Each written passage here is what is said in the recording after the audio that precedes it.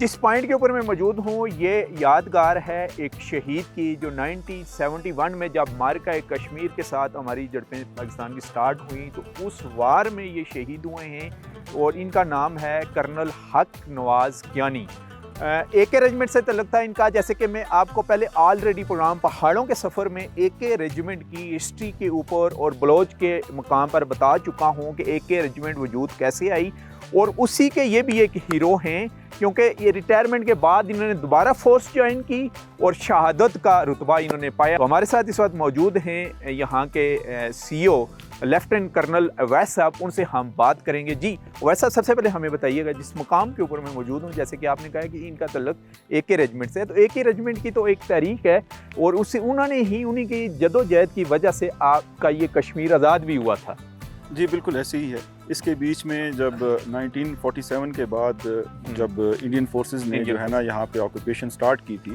تو سب سے پہلے جو آزاد کشمیر تو بعد میں بنا تھا، جو کشمیر کی اپنی عوام تھی وہ ان کے خلاف جو ہے نا لڑنے کے لیے تیار ہوئی تھی۔ پھر اس کے بعد جو ہے نا آرمی 48 میں یہاں پر امپلائی ہوئی تھی، اور اس کے بعد جب اے کے ریجمنٹ کا قیام ہوا تو وہ بیسیکلی انہی چاکو چوبند دستوں سے جو ہے نا کرنل عنایت حسین صاحب، جی بالکل وہ لیے گئے تھے، اور وہ اسی وجہ سے یہ اپنا نام اس سے جو ہے نا لیتے ہیں اے کے ریجمنٹ۔ کرنل حق نواز کیانی بیسیکلی ان کا تعلق جو ہے نا خود تو جہلم سے تھا، لیکن یہ لیپا کی ہسٹری میں ان کا نام جو ہے نا سنہرے حروف سے اس لیے رقم ہے کہ 65 کی وار میں بھی یہ یہاں پر لڑے اور بہت ہی بہادر آفیسر تھے۔ 65 میں بھی انہوں نے دشمن کے علاقے میں جا کر آپریشنز کیے،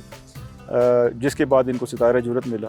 71 کی وار میں بھی بہت بہادری سے لڑے۔ اچھا، پھر ریٹائرڈ ہو گئے تھے دوبارہ؟ یہ 71 میں ریٹائر ہو چکے تھے۔ 72 کی اسکرمشز میں بیسیکلی، جس میں ایک آزاد کشمیر کے اندر اور جو ہے نا انڈین انلیگلی آکوپائڈ کشمیر کے ساتھ جو فورسز جن کی ڈپلائیڈ ہیں اس کے ساتھ ہماری مختلف جھڑپیں چل رہی تھیں، ان جھڑپوں میں یہاں پر یہ دوبارہ آئے والنٹیئر کر کے ریٹائرمنٹ کے بعد، اور پھر یہاں پر ایک مشہور جو ہے نا چکپترا آپریشن تھا جس کو انہوں نے لانچ کیا، اور اس کے اندر ملٹری ہسٹری انہوں نے دوبارہ سے رقم کی، کیونکہ ہم جب بھی کوئی فورسز اٹیک کرنے کے لیے پلان کرتے ہیں تو ہماری ریشوز ہوتی ہیں جو ورک آؤٹ کی جاتی ہیں، تو انہوں نے اپنے سے دگنا